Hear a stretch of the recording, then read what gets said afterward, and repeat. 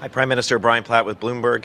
The tariffs you announced this morning on EVs and steel and aluminum largely bring you into line with the U.S., but the U.S. has also gone much further. Solar cells, chips, battery parts, critical minerals. Do you believe Canada will need to go further with its tariffs, and if so, why are you waiting?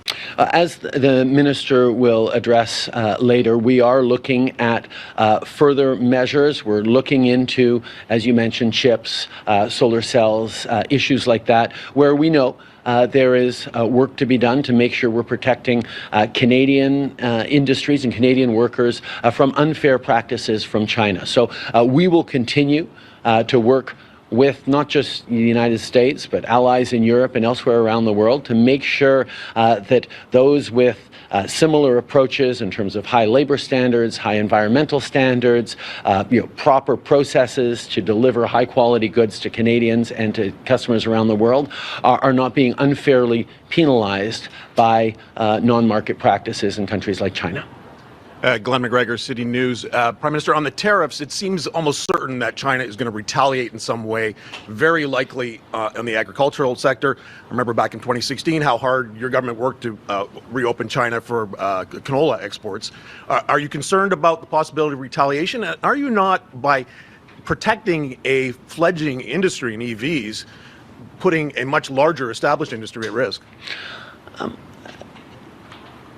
I think we all know that China is not playing by the same rules as other countries, whether it's on environmental standards, whether it's on labor standards and labor practices in general, whether it's on government subsidies and state-owned industries.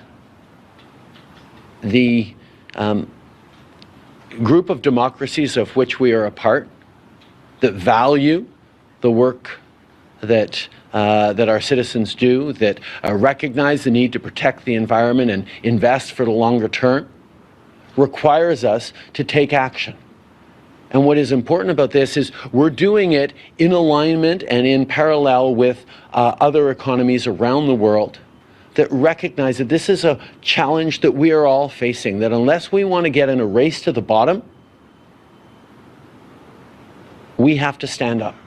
And that's what we're doing, and that's what Canada's been part of conversations on at the G7 table, at the international summits that we've been attending over the past years to move forward on. We had a good, long conversation about this and other things last night with the National Security Advisor in the United States, and we know that standing up for Canadian jobs and Canadian interests, not just for the short term, but for the long term, is exactly what we need to do.